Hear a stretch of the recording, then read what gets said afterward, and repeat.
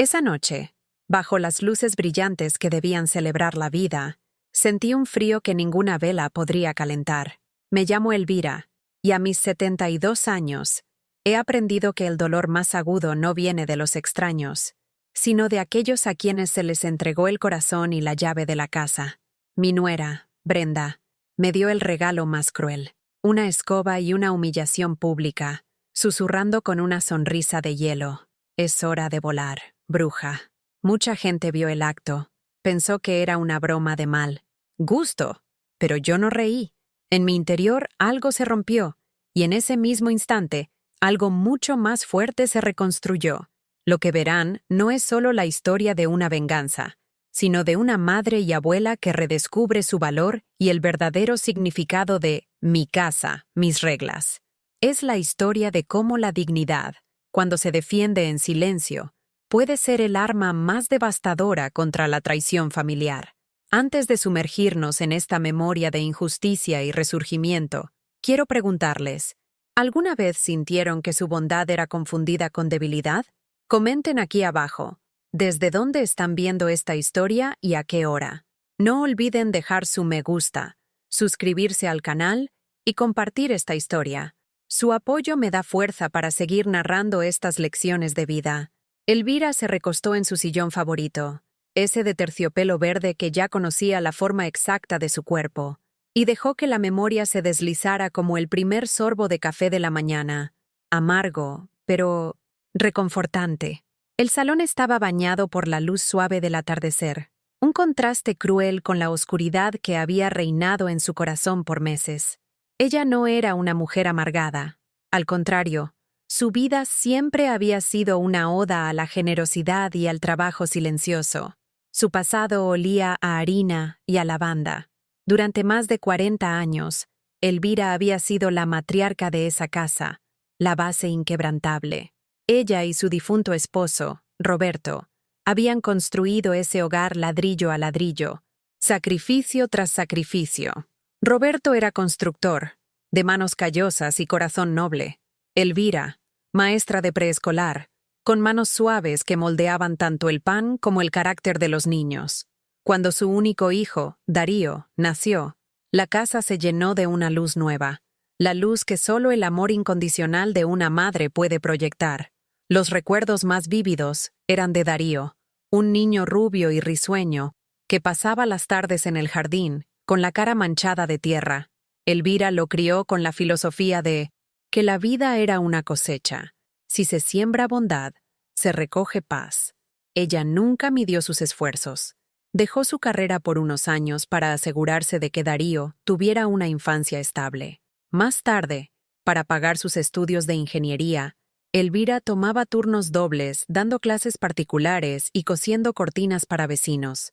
«Mi hijo es mi legado», solía decir Roberto con orgullo, «y esta casa es la prueba de nuestro esfuerzo». La casa no era solo una estructura, era un álbum de fotos, tridimensional. En el comedor, la gran mesa de roble, testigo de innumerables cenas navideñas, aún conservaba una leve marca de quemadura que Darío hizo accidentalmente con una vela en su adolescencia.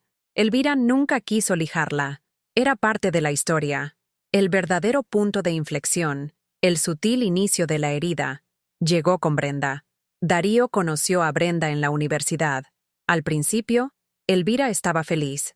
Brenda era inteligente, ambiciosa, y al principio, parecía admirar el calor del hogar, de los padres de su novio. La pareja se casó en el jardín de la casa, bajo el mismo rosal que Elvira cuidaba desde hacía 20 años.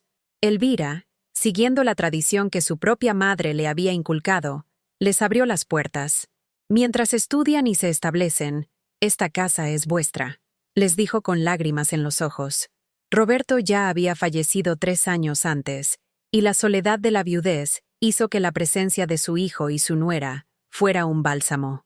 Darío, abrumado por el trabajo, dejó que su madre gestionara todo. Ella cocinaba, limpiaba y se encargaba de las finanzas básicas, pues Darío le daba una pequeña cuota para el mantenimiento. La dinámica cambió cuando nació el nieto, Mateo. Elvira se transformó en una abuela abnegada, Dejó de lado sus pocas actividades sociales para dedicarse por completo al cuidado del niño, permitiendo que Darío y Brenda se enfocaran en sus crecientes carreras. Sin embargo, la gratitud de Brenda se fue erosionando, dando paso a una sutil, pero constante, desvalorización. Los primeros signos de la traición silenciosa eran pequeños, casi invisibles. «Mamá, ¿por qué no cambias los muebles? ¿Están tan pasados de moda?», decía Brenda, con un tono que no era una sugerencia, sino una orden envuelta en azúcar. Luego vinieron los comentarios sobre la cocina de Elvira. «Demasiada grasa, mamá. Los métodos de cocción de antes ya no sirven».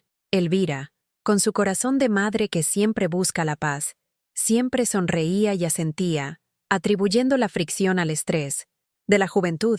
«Son ambiciosos», se decía. «Están ocupados». Pero la casa, su santuario, comenzó a sentirse ajena. Brenda, poco a poco, impuso su gusto, su orden. Las fotos antiguas de Elvira y Roberto fueron relegadas al ático, reemplazadas por arte moderno impersonal. El terciopelo verde del sillón de Elvira fue cubierto con una manta gris más neutra.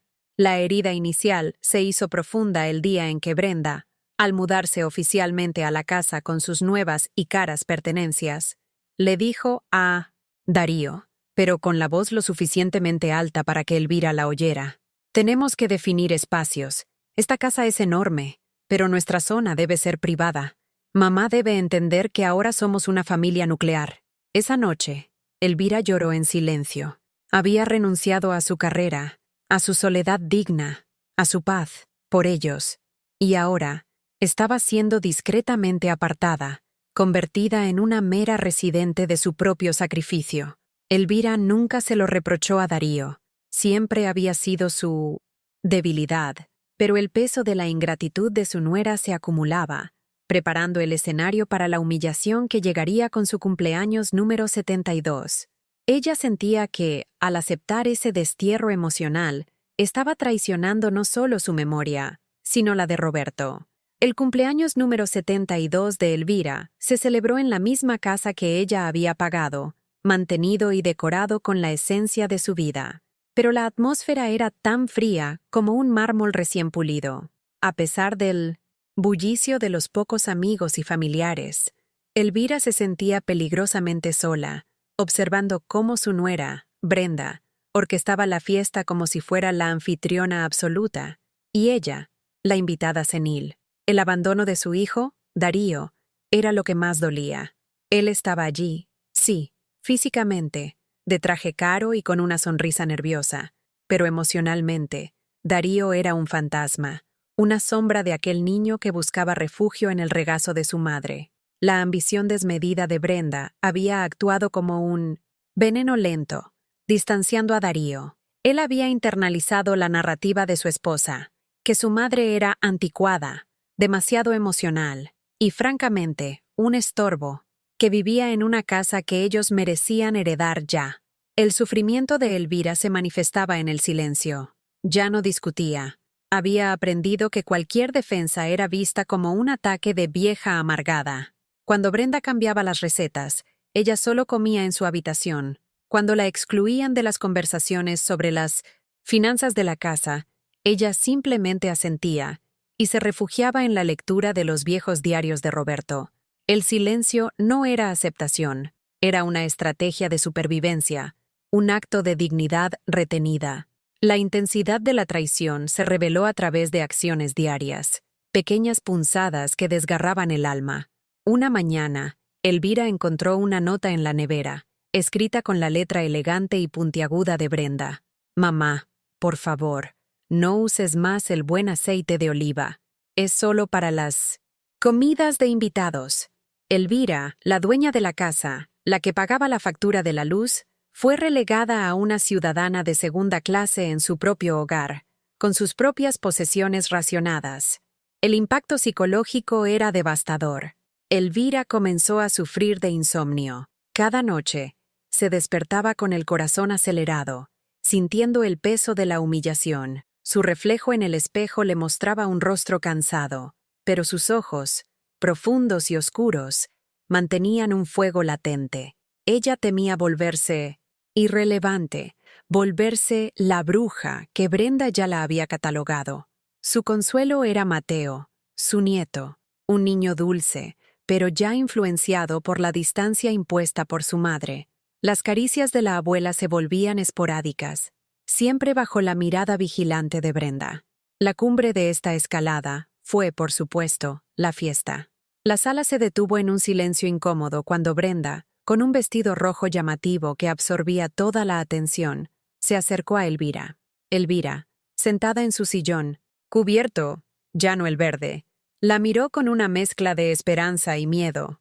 Darío, de pie junto a su esposa, parecía incómodo, mirando al suelo. Brenda le entregó un paquete largo, envuelto en papel plateado barato. Su sonrisa era falsa, sus ojos, fríos. «Feliz cumpleaños, suegra querida», dijo Brenda, con una voz que sonaba demasiado fuerte y melosa. «Sabemos que has estado un poco desocupada últimamente. Así que, con Darío, pensamos en algo que te mantendría activa y en tu elemento». Elvira desdobló el papel. Dentro no había joyas, ni un libro, ni siquiera un chal. Había una escoba nueva, de madera áspera y cerdas sintéticas. Era un objeto de limpieza, pero en ese contexto, era un insulto visceral. Las risas nerviosas murieron en las gargantas de los invitados.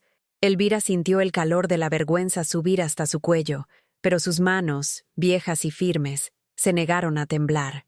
Brenda se inclinó un poco, acercando sus labios a la oreja de Elvira, y susurró, alto, para que algunos cercanos pudieran oír.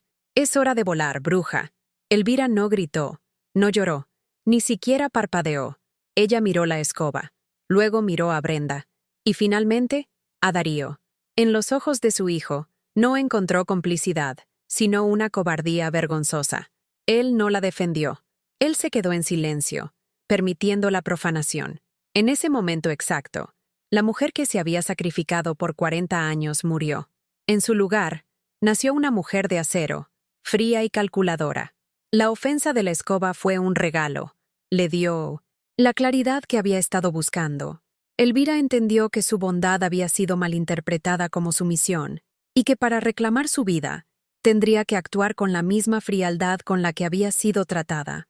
Esa noche, mientras todos dormían, la anciana que se había encogido ante las palabras de su nuera se levantó de su cama. Caminó silenciosamente por la casa oscura, sintiendo las pisadas de sus pies descalzos sobre la alfombra que ella misma había elegido. Ella ya no estaba abandonada. Se estaba preparando. Su mente, clara como nunca, planeaba el regalo que le daría a Brenda por la mañana. Un regalo de partida. La mañana siguiente al cumpleaños amaneció con un silencio inusual, un silencio cargado de electricidad. Elvira no durmió. En lugar de eso, revivió 40 años de recuerdos en su cabeza, buscando la justificación de su inminente acto. Lo que encontró no fue rabia ciega, sino una profunda epifanía interna y una certeza fría. Ella no estaba echando a su hijo y a su nuera. Estaba, por fin, poniendo límites y reclamando el respeto que se le debía. La primera clave para su virada no fue un documento, sino un objeto que había estado bajo sus narices por años, pero que la humillación de la escoba le obligó a ver: la caja de seguridad de Roberto. Estaba oculta bajo una tabla suelta en el piso del armario de su dormitorio, un secreto que solo ellos dos compartían. Elvira abrió la caja con la llave oxidada que siempre llevaba en su llavero de la cocina. No buscaba dinero, sino una confirmación, una validación. Dentro, encontró varios documentos bancarios y un testamento firmado y notariado hacía 5 años, mucho antes de que Darío y Brenda se mudaran formalmente. El testamento era un documento de amor y previsión, redactado por Roberto con una claridad conmovedora. Decía, esencialmente, que la casa, su joya más preciada, no podía ser vendida ni transferida a Darío hasta que Elvira falleciera. Pero había una cláusula más importante, una que le hizo temblar las manos. En previsión de que mi esposa, Elvira, pudiera ser objeto de abandono o falta de respeto, declaro que la propiedad de la casa le otorga derecho absoluto de usufructo y de gestión plena.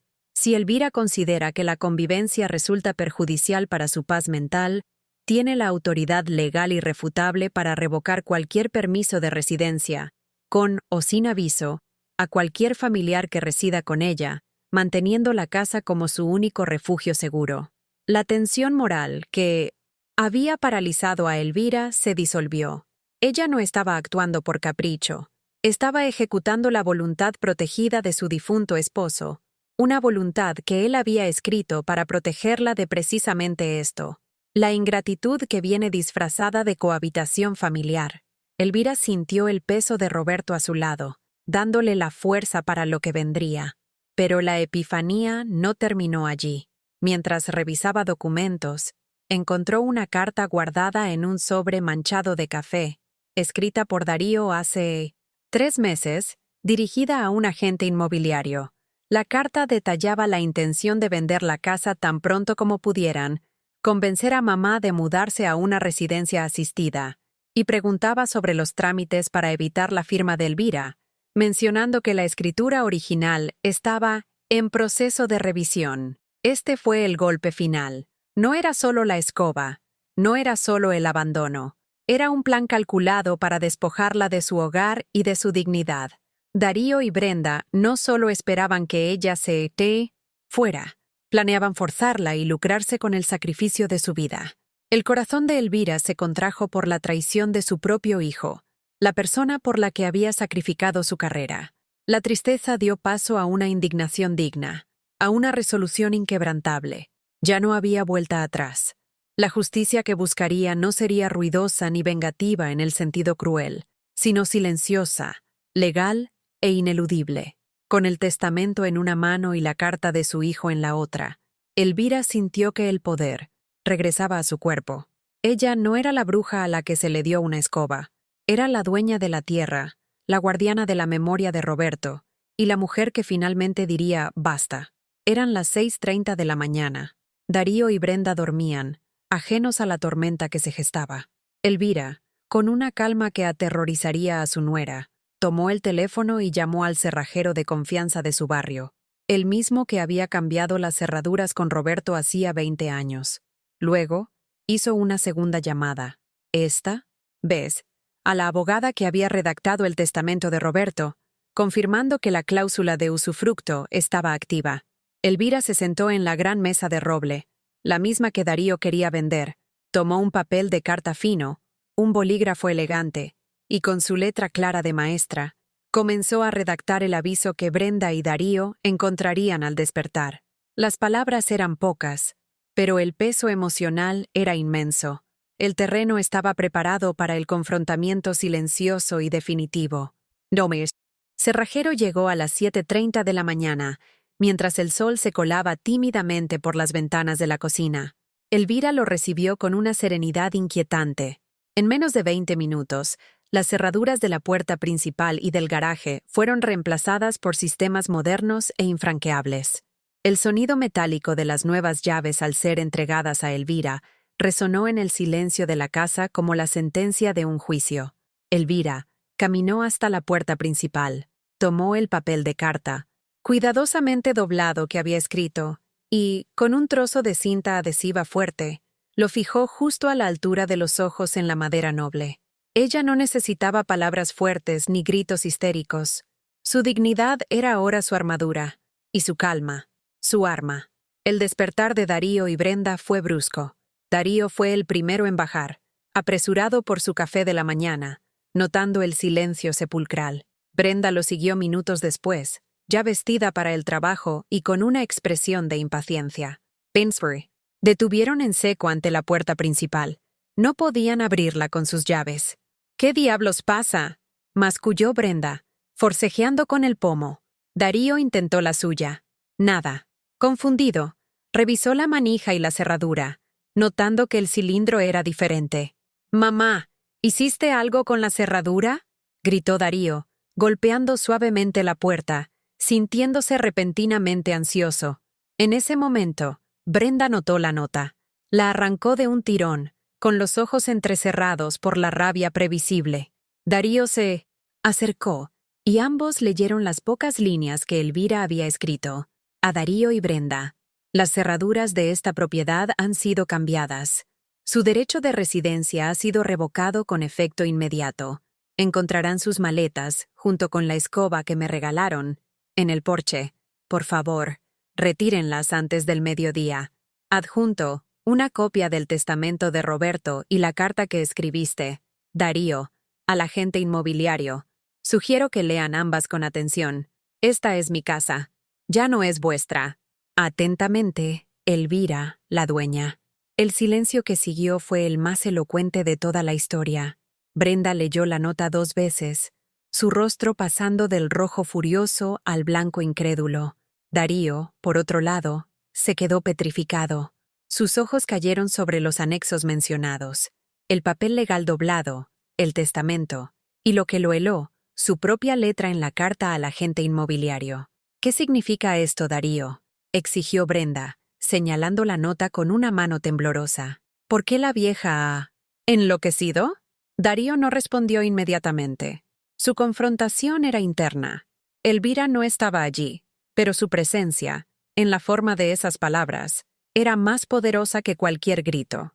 El peso emocional no se transmitía por un diálogo fuerte, sino por el silencio ensordecedor de su propia culpa.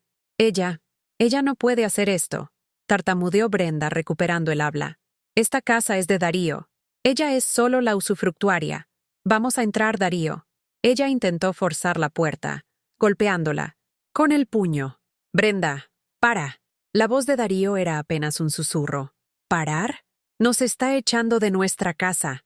Haz algo. Lee el testamento, Brenda. La voz de Darío se cargó de resignación. Derecho absoluto de usufructo y de gestión plena. Autoridad legal irrefutable para revocar cualquier permiso de residencia. El rostro de Brenda se desfiguró al comprender.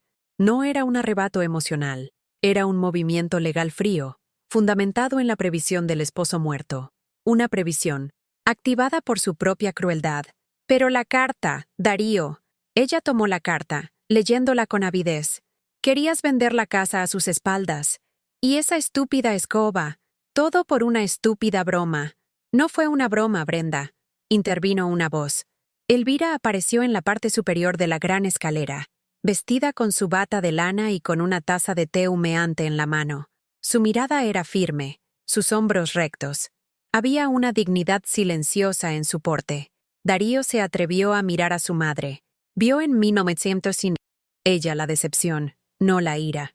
Mamá, yo puedo explicar lo de la carta, comenzó Darío, su voz temblando de remordimiento.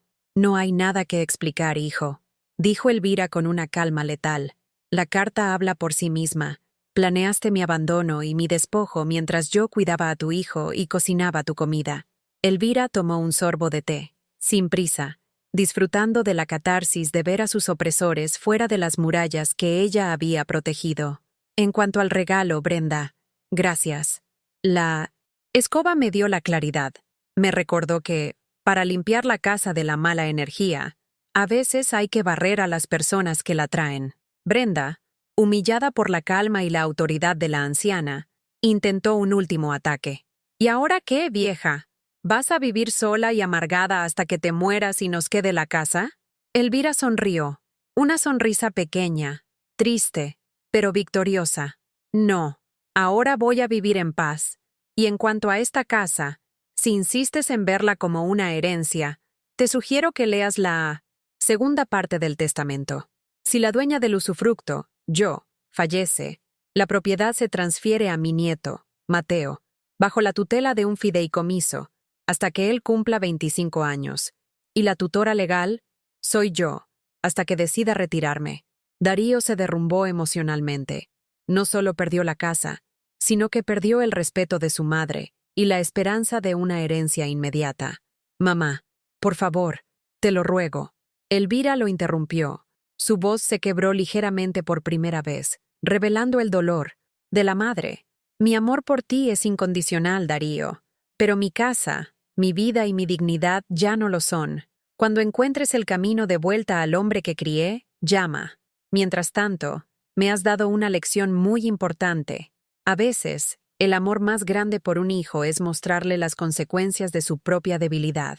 Elvira se dio la vuelta, se retiró a la cocina y cerró la puerta de doble hoja, dejando a su hijo y a su nuera fuera de su vida y de su hogar. El público sintió la catarsis. La verdad había sido revelada y la dignidad había triunfado sobre la traición. 2 meses después del incidente de la escoba, la casa de Elvira se sentía, por primera vez en años, realmente como su hogar. El silencio ya no era un eco de su soledad, mas sí a suave sinfonía de su paz recién conquistada. Había quitado la manta gris del sillón de terciopelo verde y restaurado las fotos antiguas a su lugar de honor. La casa respiraba de nuevo, llena de la esencia de Roberto y de la propia Elvira. El desenlace emocional fue agridulce. Darío y Brenda se vieron obligados a mudarse a un pequeño apartamento. Al principio, Darío estaba lleno de resentimiento, influenciado por la rabia de Brenda, pero sin el apoyo financiero, logístico y emocional de su madre, su vida se volvió repentinamente más dura. La lección de Elvira se manifestaba no en un castigo activo, sino en la ausencia de su ayuda, forzando a su hijo a enfrentar la realidad de sus elecciones. Elvira no buscó la reconexión, pero tampoco cerró la puerta por completo. Sabía que el verdadero perdón vendría del arrepentimiento genuino de Darío, no de una coacción. Su enfoque se centró en su nieto, Mateo. Gracias a las claras directrices del fideicomiso, Elvira podía ver a Mateo en su casa sin la interferencia constante de Brenda. Las visitas de Mateo se convirtieron en un ritual semanal. Elvira usaba este tiempo para reconstruir el puente, enseñando a Mateo el valor de la gratitud y la historia de la casa. Un día, Mateo encontró la escoba, todavía en el porche, donde sus padres la habían dejado. «Abuela, ¿por qué está esta escoba aquí?», preguntó Mateo con sus ojos inocentes. Elvira lo miró con cariño. «Porque me enseñó la lección más importante, mi amor». Ella se inclinó y tomó la mano del niño.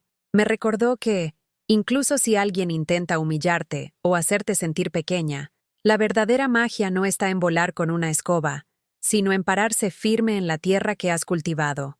La verdadera magia es tener la dignidad para decir no a la injusticia». La liberación de Elvira se concretó no en el dinero o la propiedad, sino en la liberación de la necesidad de aprobación y la recuperación de su propia voz. Ella se había liberado de la tiranía de la cohabitación forzada, de la obligación tóxica que la hacía invisible. Una tarde, mientras miraba el atardecer desde la ventana de la cocina, con su taza de té humeante entre las manos, un símbolo de su paz y calma inquebrantables, Elvira redactó una entrada en su diario, que se convirtió en la lección de vida que quería compartir. La vida me enseñó que la traición más dolorosa es la que viene envuelta en la manta de la familia, pero también me enseñó que la fuerza no está en gritar o vengarse con odio. La verdadera fuerza está en la calma con que se traza el límite, en la dignidad con que se recupera el propio espacio. No soy una bruja. Soy una mujer que encontró su varita mágica en la ley y en el amor propio. Les di a Darío y a Brenda una segunda oportunidad de aprender, lejos de la sombra de mi sacrificio. Y a mí misma me di el regalo más valioso de todos, el derecho a vivir mis últimos años en paz, rodeada de mis recuerdos y del verdadero afecto. Que nadie te convenza de que eres un estorbo en tu propia historia. Si te dan una escoba, no la uses para limpiar su suciedad, úsala para barrerlos de tu vida. Elvira tomó el último sorbo de té, sintiendo el calor hasta el alma. Su justicia había sido silenciosa, firme y sobre todo, justa. Había transformado un acto de humillación en un acto de soberanía personal. Esta historia, querida audiencia, nos deja una profunda reflexión. La bondad no es debilidad. A veces, para proteger su corazón y su historia, es necesario usar la firmeza, incluso contra aquellos que amamos. Elvira nos mostró que la vejez no es sinónimo de impotencia, sino que puede ser el pico de nuestra sabiduría y nuestra fortaleza. ¿Qué harían ustedes si estuvieran en el lugar de Elvira? Comenten aquí, abajo. Cuéntenos si alguna vez tuvieron que poner un límite doloroso pero necesario a un familiar para recuperar su paz. Dejen su me gusta Compartan esta historia para que más personas encuentren la fuerza para defender su dignidad. Y suscríbanse al canal. Su fe en estas historias y en las lecciones que traen es la razón por la que podemos seguir compartiéndolas. No se vayan todavía. Aquí en la pantalla aparecerán otros videos con historias de superación y justicia. Continúen acompañándonos para fortalecer su fe y su coraje. Hasta la próxima lección de vida.